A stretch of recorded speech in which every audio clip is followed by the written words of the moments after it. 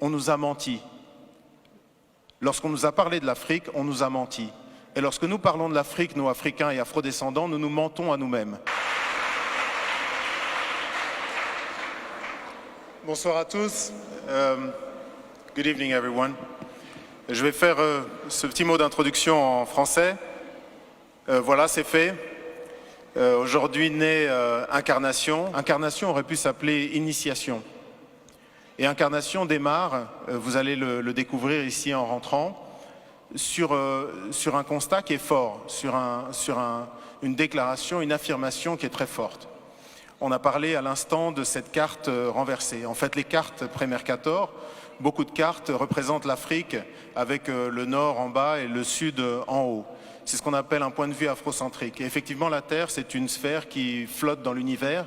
Et dans l'univers, il n'y a pas de haut et il n'y a pas de bas.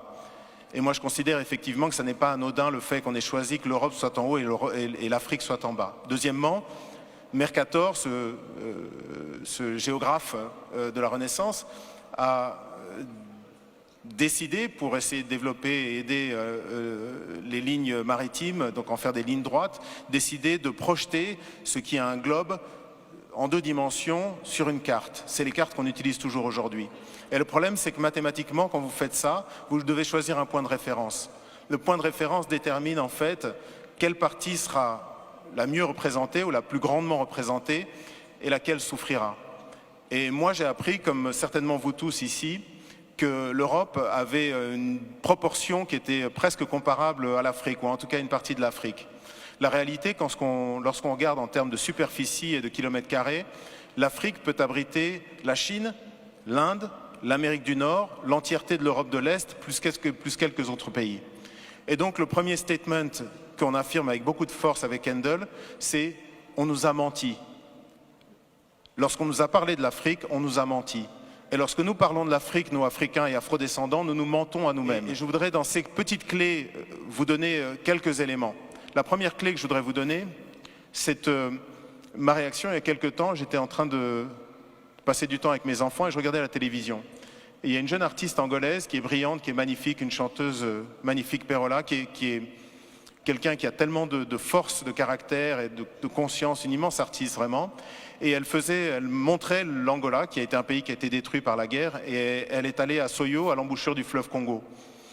Et à Soyo, à l'embouchure du fleuve Congo, il y a une pierre sur laquelle Diego Cao, donc un explorateur portugais, a marqué donc des inscriptions pour dire qu'il était arrivé là, en 1482, donc 10 ans avant que Christophe Colomb n'atteigne les rives de l'Amérique du Nord. Et cette jeune chanteuse a dit en portugais, je vous le traduis en français, elle a dit voilà, 1482, Diego Cao arrive ici et c'est maintenant que commence notre histoire. Et j'ai sauté sur place, j'étais vraiment saisi en me disant mais comment est-ce que cette femme qui est une artiste tellement consciente, tellement belle, comment est-ce qu'elle peut penser que notre histoire a commencé le jour où un blanc a posé le regard sur un noir? Et ça, de même que la carte, ça n'est pas quelque chose d'anodin. À un moment là où l'Afrique est obligée de se projeter dans le 21e siècle, à un moment là où elle est toujours un réservoir de croissance pour le monde entier et d'enrichissement à part pour l'Afrique elle-même, je pense qu'il faut effectivement que nous, les Africains et les Afrodescendants, mais également, c'est un fait qui s'établit pour le monde entier, que nous arrivions à réfléchir sur à quel point nous sommes orphelins de l'Afrique. Vous savez, ce concept de mémoire fantôme, lorsqu'on vous ampute une jambe par exemple, vous avez une démangeaison où l'orteil vous gratte, mais il vous gratte terriblement et vous êtes absolument persuadé que c'est votre orteil, même si vous savez que vous n'avez plus d'orteil. Et bien c'est un peu ça le sentiment que beaucoup d'Africains finalement ressentent par rapport à l'Afrique, c'est cette espèce de douleur de mémoire fantôme. Et aujourd'hui, cette exposition essaye d'adresser cette question-là.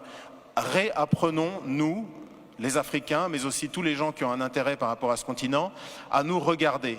Désapprenons ce que l'œuvre coloniale nous a imposé, qui est un regard décalé vis-à-vis de nous-mêmes et de notre histoire, un regard exotisant, et apprenons à nous recélébrer.